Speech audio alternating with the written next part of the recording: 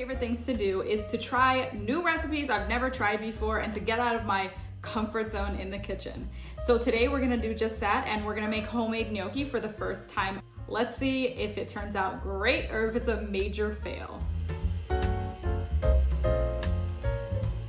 Hi everyone, I'm Lisette, and today we're gonna be making homemade gnocchi for the first time. All you need for this recipe are a few simple ingredients. First thing we need is about 3 large russet potatoes. These have been boiled for about 45 minutes, just till they're nice and tender, not overcooked though. We need 1 egg, and we need 1.5 to 2 cups of flour and some salt. That's it, and we're ready to get started. So to get started, the first thing we need is just to peel these potatoes. These are still kind of warm from boiling, so they will peel decently easy, but of course you could just get a potato peeler to do this. I think it's a little faster with a potato peeler. So I'm gonna start doing that and we'll be back in a second.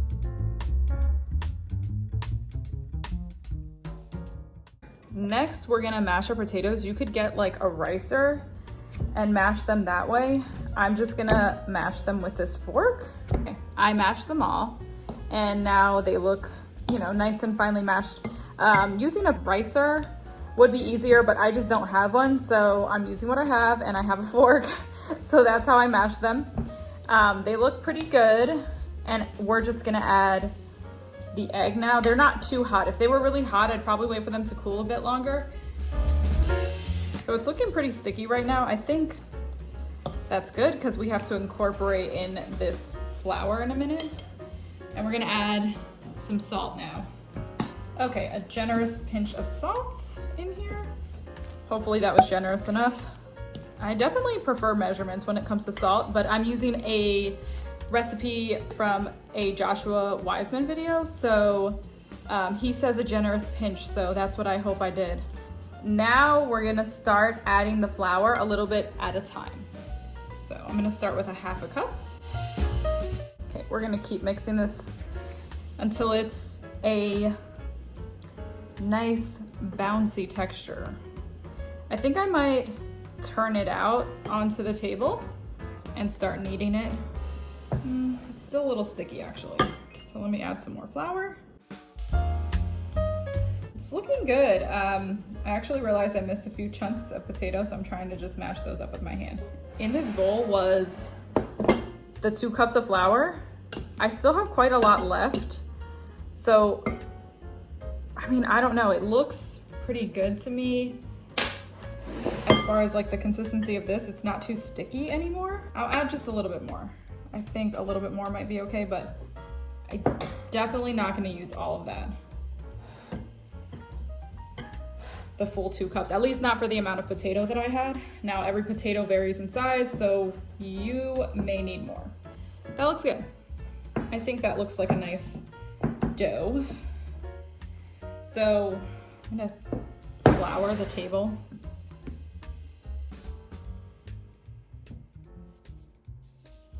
So I still see, I don't know if I mashed this potato enough. Well, that's what's fun about cooking, is you can just kind of experiment. I'm sure it's gonna be edible. It might not be as good. I might, make it better over time. Yeah, I'm gonna start rolling this out. I'm feeling for like the lumps of potatoes. Now we're rolling it out. I divided it into about 4 sections, and we're just gonna cut them into about 1 inch by 1 inch. I'm just using a butter knife, so you're just kind of cutting them into pieces. This will take some time, and they turn out so cute. All right, I'm gonna put these aside, and I'm gonna show you rolling out one of the sections. So you wanna make sure you have it nice and floured. And then this is one of the sections, and you're just gonna roll it like a long snake. It is getting just the more it sits, I guess the gluten, starts working. It's a little stretchier than it was on the first one, now that it's sat a bit. Just kind of gonna roll it out till it's about a 1 inch, I guess, diameter. All right, and then you just start cutting them again. Again, about 1 inch by 1 inch. They look like little pillows. So cute.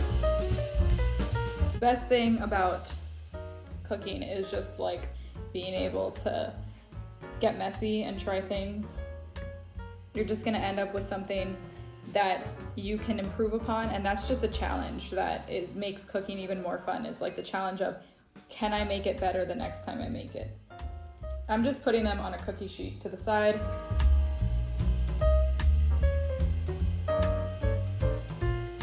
This is so fun. I mean, if you liked playing with Play-Doh as a kid, you'll love making gnocchi, because that's kind of what it feels like. So you could add designs, and you could just kind of roll it with a fork and put the little like lines in it. I'm gonna leave mine as is.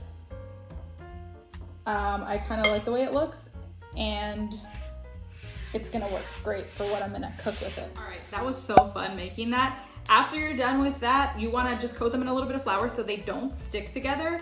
And then I'm gonna show you how I'm gonna be eating them today. I'm gonna make a version of the Olive Garden chicken gnocchi soup. It's like my favorite soup from one of my favorite soups of all time, really. And I've made it before, but this time I'm gonna make a dairy-free version, so I'm super excited to try that. So if that sounds like something you'd wanna try, definitely subscribe and stay tuned to watch that. So I'm gonna add a clip of me trying the soup and the gnocchi for the first time. I know that the one thing I could improve would probably be to mash the potatoes a little bit smoother.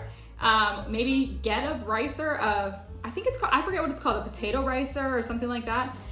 Maybe get that, or just do a better job. But other than that, I'm not sure like how everything turned out until I taste them. So I will let you know, and you'll see a sneak peek for how the dairy-free version of the Olive Garden soup turned out, which I'm really excited to make in a minute. Okay, time to taste test the gnocchi for the first time. This is the soup that I make in the next video. Oh, I can't show you guys. I'll put a picture of it. So the gnocchi is not as soft as the Olive Garden one. So I don't know if that means I mixed it too much or if I cooked it too long, but let's see how it tastes. I'd say my pinch of salt wasn't quite enough. But eaten with everything else, it's pretty good. I still like the chewy texture. The potato taste does really come through. So if you like potatoes, really good. Could use some improvement, as everything, like first time you usually don't hit it out of the park. So I will keep trying and perfecting this recipe because it was fun to make. All right, thanks so much for watching. I really appreciate your guys' time.